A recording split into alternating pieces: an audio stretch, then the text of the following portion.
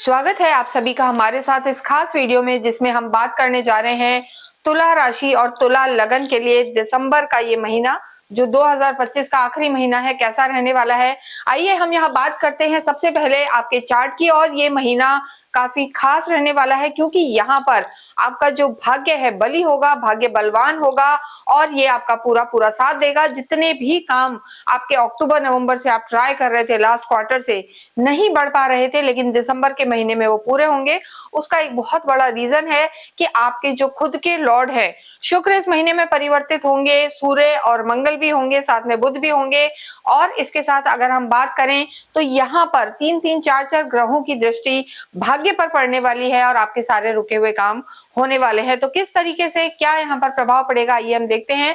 बुध इस समय अगर हम देखें तो सबसे पहले आपकी लगन में है, सूर्य मंगल शुक्र आपके धन भाव में है, राहु आपके पंचम में है, छठे घर में शनि है। और जब ये महीना स्टार्ट हो रहा है तो जो चंद्रमा है वो आपके यहाँ पर छठे घर में विराजमान है, साथ ही साथ गुरु जो है आपके 10वें घर में विराजमान है और केतु की जो स्थिति है, केतु आपके लाभ भाव में बने हुए हैं। तो ओवरऑल देखा जाए तो यहाँ पर अगर हम दिसंबर के महीने की बात करें तो सबसे पहले यहाँ पर परिवर्तन होगा गुरु का। जो गुरु वक्रीय चल रहे हैं अपने से पीछे घर में जाएंगे और आपके भाग्य में ही प्रवेश करेंगे, यानी गुरु कर्क से निकलकर मिथुन में प्रवेश करेंगे 5 दिसंबर को।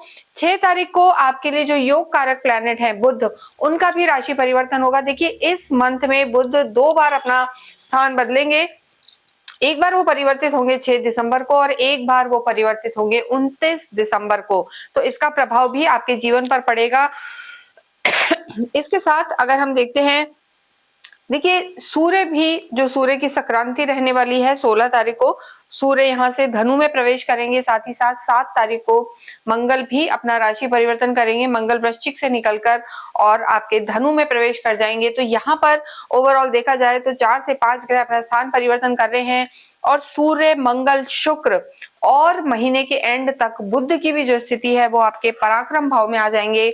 और देखिए पराक्रम भाव में 2-2 3-3 4-4 ग्रहों का होना और इन सभी का भाग्य पर दृष्टि देना, साथ ही गुरु का भी भाग्य में होना यहाँ पर आपको बहुत भाग्यशाली बनाने वाला है। भाग्य यहाँ पर पूरा पूरा आपका साथ देगा।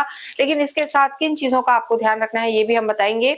देखिए जो तुला राशि है बैलेंसिंग राशि है यहाँ पर, और आपका तो जो चिन्ह ही होता है बैलेंस वाला होता है। आपको नहीं पता कि आप कैसे देखें तो अपनी कुंडली खोलें, उसमें स्थिति देखें कि शुक्र की जो स्थिति बनी हुई है, देखिए वो तो हम आपको बताएंगे कि आपके लग्नेश का क्या प्रभाव पड़ेगा। लेकिन चंद्रमा आपके जहां प्लेस है वहां 7 नंबर लिखा है तो आपकी जो राशि है तुला है, और फर्स्ट हाउस में जो 7 नंबर लिखा है वो आपकी जो लगन है वो आपकी तुला है। तो दोनों के लिए ही ये वीडियो है। यहाँ सबसे पहले हम बात करेंगे आपके स्वास्थ्य की।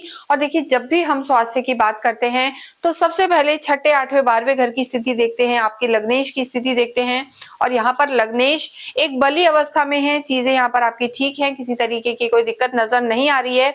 यहाँ पर आपको थोड़ा सा अपने दांतों के कोई ना कोई तकलीफ आपको हो सकती है, यानी दांतों में तकलीफ हो सकती है। इसके साथ इस पूरे ही महीने में अगर हम बात करें तो सेकंड हाफ में स्किन से रिलेटेड इशू भी कोई ना कोई रह सकता है। विंटर का जो हम कहेंगे मौसम है, यानी सर्दियां चल रही है तो ड्राइनेस, एलर्जी, स्किन से रिलेटेड कोई ना कोई परेशानी भी आपको यहाँ दिक्कत कर सकती है।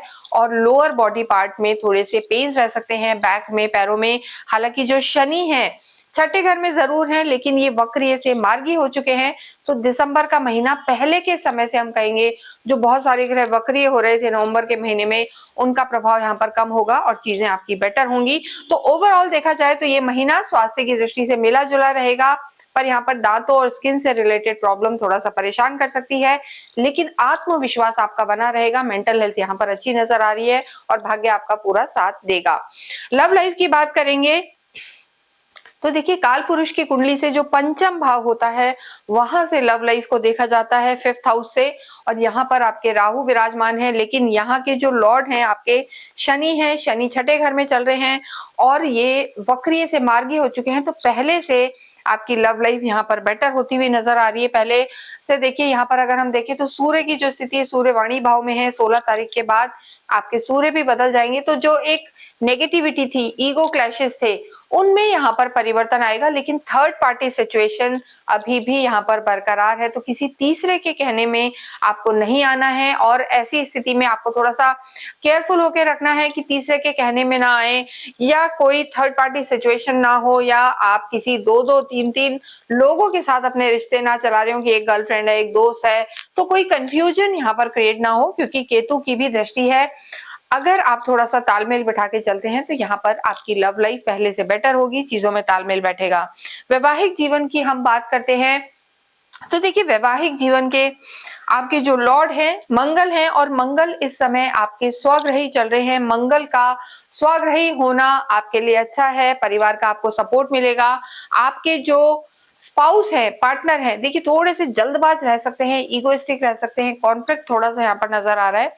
लेकिन अभी बुध की दृष्टि है तो आप भी थोड़ा सा लॉजिकल माइंड यूज करेंगे, ऐसा क्यों है, क्या है, तो ये स्थितियां यहाँ पर रह सकती हैं।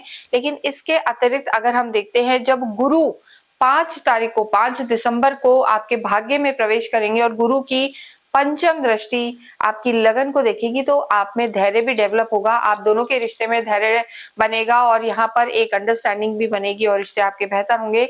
यानी 5 दिसंबर के बाद अगर हम देखें तो आपकी मैरिड लाइफ में सुधार होगा, घर का माहौल अच्छा रहेगा, आर्ग्यूमेंट समाप्त होंगे।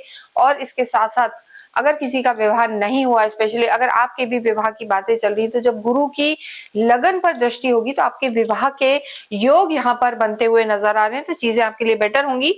लेकिन हम यही कहेंगे कि इस दिसंबर के महीने में आप बहुत जल्दी कोई इंपल्सिव डिसीजन ना लें, सोच समझ कर निर्णय लें। और जब गुरु आगे मार्गी हो, यानी वैसे हालांकि उसमें अभी समय है, वो मार्च में समय रहेगा, क्योंकि रेट्रो गुरु की दृष्टि आपकी लगन पर रहेगी, तो बलि तो होगा, जल्दबाजी यहाँ पर नहीं करनी है, अन्यथा चीजों में दिक्कत आ सकती है। तो वैवाहिक जीवन भी यहाँ पर इस महीने में सुधरेगा आपका, और चीजें आपकी बेटर होंगी, घर का माहौल अच्छा रहेगा। कार्य क्षेत्र की जब हम बात करते हैं, देखिए कार्य क्षेत्र में गुरु विराजमान है, लेकिन 5 तारीख के बाद गुरु चले जाएंगे आपके भाग्य में, जैसा मैंने बताया। और आपके जो कार्य क्षेत्र के लॉर्ड है वो चंद्रमा है। चंद्रमा इस महीने के शुरू में शनि के साथ विष दोष बना रहे हैं, तो चंद्रमा का यहाँ होना कहीं ना कहीं, देखिए आपको इंपल्सिव डिसीजन नहीं लेने हैं अपने कार्य क्षेत्र में, और आलस को यहाँ पर छोड़ के चलना है। एक तो देखिए जैसा मैंने आपको बताया, रिश्तों में जल्दबाजी ना करें, लेकिन कार्य में आलस नहीं करना है। विष दोष बना हुआ है तो कोई कहीं ना कहीं धोखा आपके साथ ना हो, और लोन्स वगैरह के चक्रों में इस महीने में आपको नहीं जाना है। इसके अतिरिक्त अगर हम बात करें आपके कार्य क्षेत्र की, धन भाव की स्थिति यहाँ पर बहुत अच्छी बनी हुई है। सूर्य मंगल शुक्र आपके सेकंड हाउस में, और उसके बाद जब मंगल और सूर्य परिवर्तित होंगे, यानी सेकंड हाफ के बाद अगर आप किसी भी रूप में सरकारी क्षेत्रों से जुड़े हुए हैं, सरकारी किसी महकमे में आप काम करते हैं, आपका लाइसेंसिंग का काम है, तो ओवरऑल देखा जाए तो ये महीना सेकंड हाफ के बाद आपको प्रोस्पेरिटी देता हुआ नजर आ रहा है। मल्टीपल रिसोर्स ऑफ इनकम यहाँ पर खुलते हुए नजर आ रहे हैं।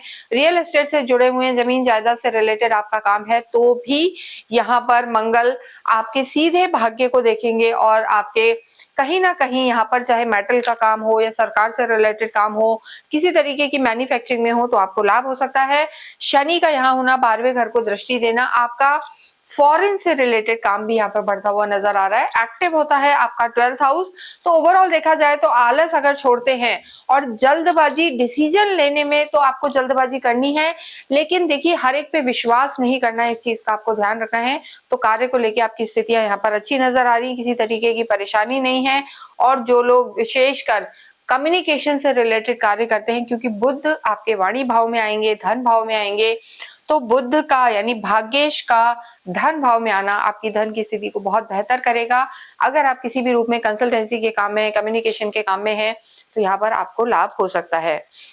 विद्यार्थियों की अगर हम स्थिति देखें तो पहले से अक्टूबर नवंबर के महीने से विद्यार्थी थोड़े से फोकस हुए हैं, मन उनका लगना स्टार्ट हुआ है, तो बहुत ज्यादा अच्छी स्थिति विद्यार्थियों की यहाँ तुला राशि के लिए नहीं दिखाई दे रही है, क्योंकि राहु विराजमान है, और राहु कहीं ना कहीं थोड़ा सा भटकाव लाते हैं। केतु की दृष्टि, आपको बीच बीच में ऐसा लगेगा कि आप परिवर्तन कर लें, ये सब्जेक्ट बदल लें, और इस तरीके की मानसिकता आपकी रह सकती है।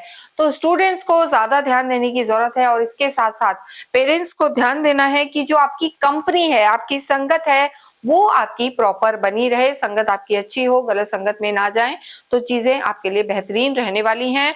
गवर्नमेंट से रिलेटेड कोई एग्जाम दे रहे हैं, सरकारी क्षेत्रों में जाना चाहते हैं, तो 16 दिसंबर के बाद का समय आपके लिए अच्छा रहने वाला है। भाग्य की अगर हम बात करें, मैंने आपको बताया भाग्येश आपके बुध हैं और भाग्येश इस बार 2 बार बदलेंगे। पहले आपकी लगन में है, फिर धन भाव में आएंगे, उसके बाद आपके पराक्रम में आके स्वयं अपने घर को देखेंगे। तो जो लास्ट वीक है आपके लिए बहुत बहुत अच्छा रहने वाला है और भाग्य आपका पूरा पूरा साथ देगा।